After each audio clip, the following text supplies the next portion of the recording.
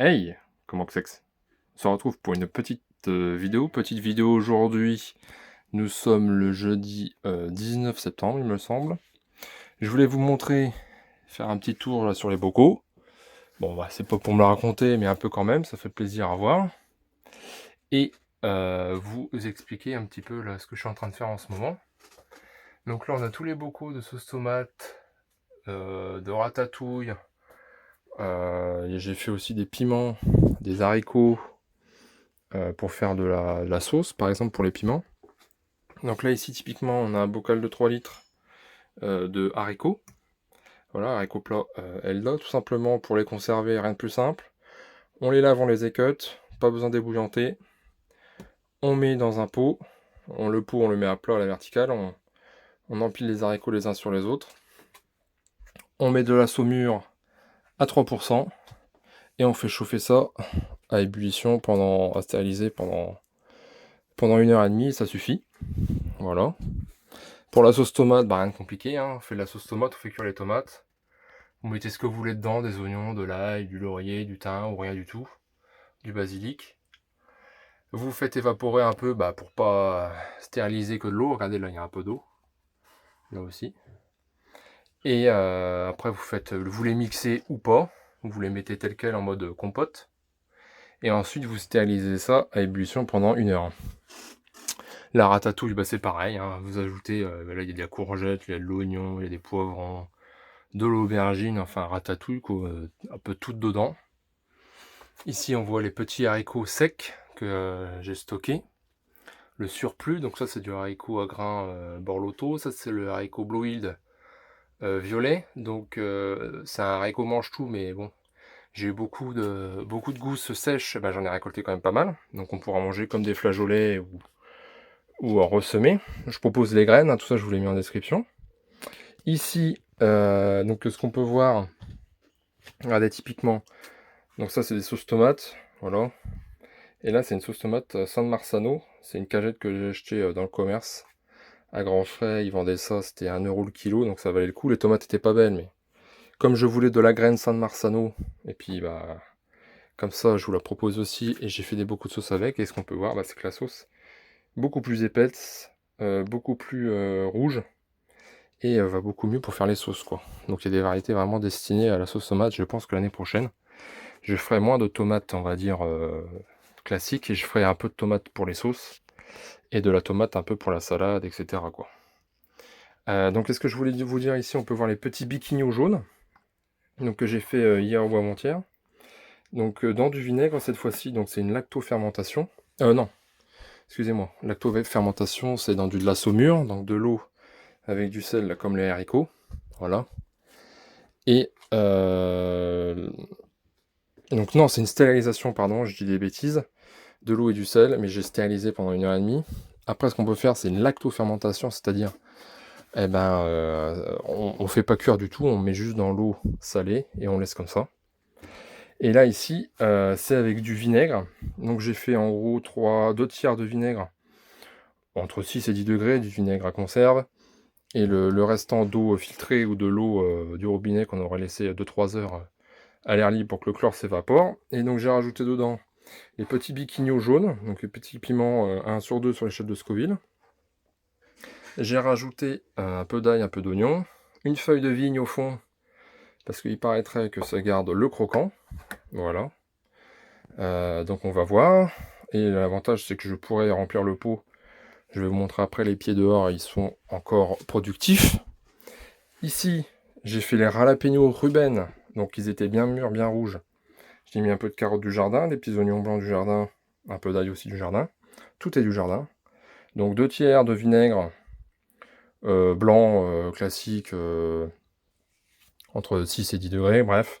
Et puis un tiers d'eau filtrée. Et le truc que j'ai remarqué, c'est que les jalapenos, quand ils sont bien mûrs, bien rouges, ils ne piquent plus.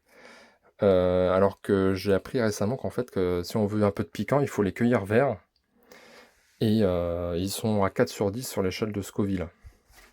Donc j'irai vous montrer ça après dans le jardin. Ici, j'ai fait un test avec des piments achetés en commerce cette fois-ci. Des piments longs verts comme ça, parce que j'ai voulu faire des guindillas.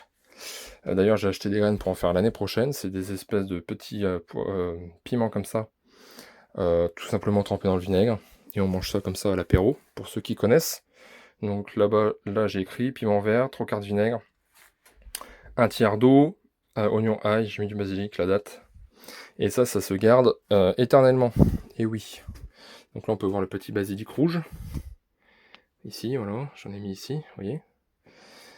Oui, ça, dans le vinaigre, ça se garde éternellement, et oui. Donc ça, c'est pour manger à l'apéro. D'accord, on appelle ça un peu des guindillas, pour ceux qui connaissent. Par contre, ça, c'est pour faire... Je vais laisser macérer pendant... comment dirais-je, pendant un mois dans l'eau salée, cette fois-ci. Donc ça, c'est du vinaigre pour faire des espèces de pickles, en gros, mais avec des piments. Donc ça et ça, c'est la même chose, pour manger comme ça. Et ça, par contre, ça va faire macérer pendant un mois dans de l'eau, dans de la saumure, dans de l'eau salée, donc à 3%, c'est-à-dire 30 grammes pour un litre. Et donc au bout d'un mois, je vais tout retirer, je vais tout mixer. Et après, je vais allonger avec un peu de vinaigre, en fonction de la texture souhaitée, pour pas que ce soit trop de la purée. Et ça me fera une sauce piquante. Bon, sachant que là, quand ils sont bien mûrs, les jalapenos, malheureusement, ils ne piquent plus beaucoup. Bon, c'est comme ça. Et j'ai fait la même chose avec le piment d'Espelette. Donc je les ai coupés en grossièrement. Donc là, ils sont un peu plus vieux, ils ont une semaine, 10 jours. Et vous voyez, l'eau, elle s'est troublée. Donc de la saumure à 3%, avec un peu d'ail, un peu d'oignon. C'est tout. Dans un mois, je viendrai mixer. Et après, je rajouterai un peu de vinaigre pour faire une sauce un peu tabasco, mais au piment d'Espelette. Donc voici la recette que j'ai faite. Un oignon blanc, moyen coupé, 2-3 gousses d'ail coupées, piment frais, vidé et pépiné coupé, saumure à 3%, donc 30 g de sel pour un litre. Recouvrir les piments avec la saumure. Laisser fermenter un mois. Ensuite, au bout d'un mois, on vide l'eau, on mixe les aliments. Ajouter environ 10% de vinaigre par 100 ml. Et ajuster le sel au besoin. Donc voilà, vous avez la recette. On va se retrouver dans le jardin. Je vais vous montrer les plants de piment encore qui restent dans le jardin. Et puis on arrêtera la vidéo là. Allez. Donc on se retrouve dans le jardin. J'ai fait une petite récolte. Cette fois-ci de jalapenos, mais du coup pas mûrs. Parce que c'est à ce stade-là qui sont piquants. 3 ou 4 sur 10 sur l'échelle de Scoville. Sans faire exprès, j'ai ramassé un piment d'Espelette. Je sais pas où il est là. On le voit, il est plus pointu comparé au jalapeno. Et donc je ferai la même chose que je vous ai montré dans le cellier avec les bocaux. Mais cette fois-ci, ça piquera. Donc qu'est-ce qui reste là-bas dans la serre? Eh bien, il reste quelques poivrons ici chocolat. Un plante un peu plus tardivement, du coup, bah, ils donnent que maintenant. C'est pas plus mal parce que ça commence à se calmer, les récoltes là. Donc là, on a les petits biquignons jaunes. Eh bien, il en reste sur pied. Voilà, comme on peut le voir. Il en reste un petit peu. Si je viendrai compléter mon bocal en temps voulu, voilà, je pourrais les rajouter dedans. Juste les laver et les refoutre dedans. Pas besoin de se prendre la tête. Hein. Et ça se garde éternellement dans le vinaigre. Hein. Bien sûr, au bout d'un an, le goût va passer. Ce sera moins bon. Mais ce sera toujours consommable. Ici, il reste quelques poivrons rouges Lésia. Voilà, précoce des pays de l'Est. Premier poivron qu'on a mangé de l'année. Ici, on a des beaux jaunes cornes de taureau. Ici, on a des beaux poivrons mandarines. Là-bas, encore des jaunes cornes de taureau. Voilà. Ici, on a les poivrons sweet cherry. Ça, c'est magnifique. Vous cuisez ça 10 minutes au four à 200 degrés. Vous retirez la peau, vous farcissez ça de feta. Je peux vous dire, un peu de sel, un peu de poivre, à l'apéro, c'est une tuerie. Je vous recommande vivement. Ici, quelques piments Londou des Landes. Il y en a encore quelques-uns. Voilà. Il y en a encore des beaux. Ici, un peu plus tardif, on a le piment tabasco. Donc pareil, c'est dans l'idée, c'est de faire pareil que les jalapenos et les piments d'Espelette que je vous ai montré tout à l'heure dans le cellier, dans le bocal. Je ferai une saumure à 3%. Je laisserai macérer un mois ou deux dans le bocal. Au bout d'un mois, je viendrai mixer le tout. Ça me fera une pâte, une purée. Je rajouterai un petit peu de vinaigre pour diluer et puis pour faire la sauce tout simplement, et puis ajuster le sel, et ça me fera ma sauce tabasco. Ici donc on a les pieds de jalapenos, donc il reste quelques-uns dessus.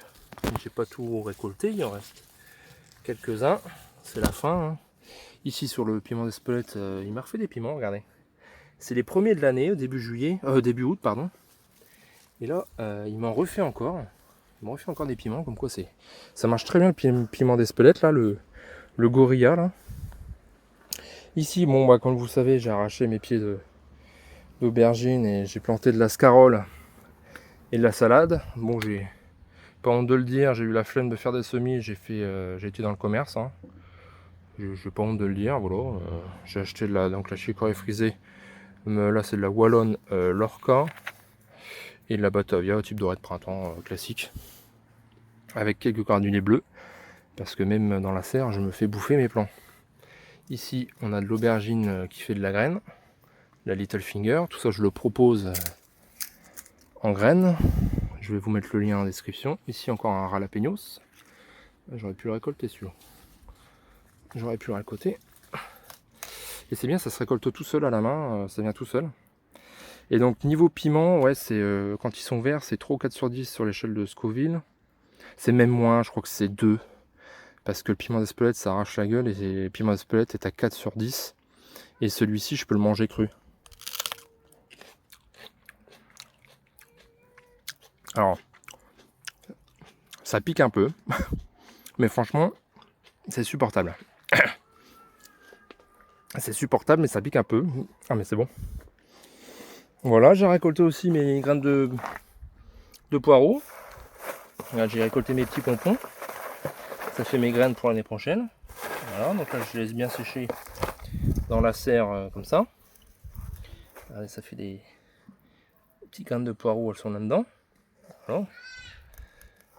Pour l'année prochaine, pour ceux qui en veulent aussi. Donc voilà, allez hop, je vais faire un petit bocal. Donc voilà, sur ce, bah, les piments, ça peut être un bon allié au jardin. Vous avez vu comment vous pouvez les consommer en sauce ou en petits pickles comme ça, vinaigrés. C'est très bon pour ceux qui aiment un peu le piquant. Et puis je vous dis, pour ceux qui n'aiment pas les choses trop piquantes, eh ben, il y a les biquignons jaunes à 1 sur 10 sur l'échelle de Scoville. Et puis les jalapenos, ça doit être 2. 2 ou 3. C'est moins fort que le piment d'Espelette. Voilà, je vous ai tout dit.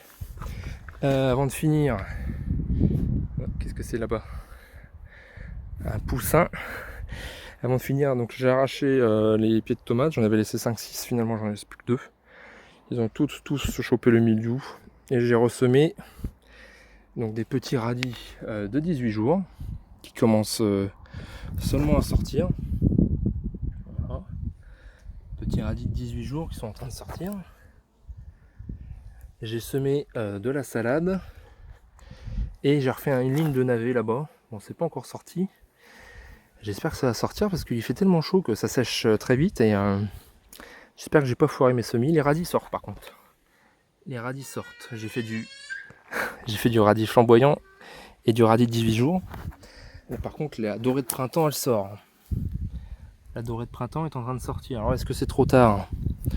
Je sais pas, on verra bien. Tant pis. Hein. Tant pis. Les courges, comme je vous avais fait une vidéo, j'ai fait une première récolte et il en reste encore. Il en reste encore dehors, j'en ai plein. J'en ai plein partout. Allez, moi ça. Et il me reste plein de courges à récolter. Je vous ferai peut-être encore une ultime vidéo.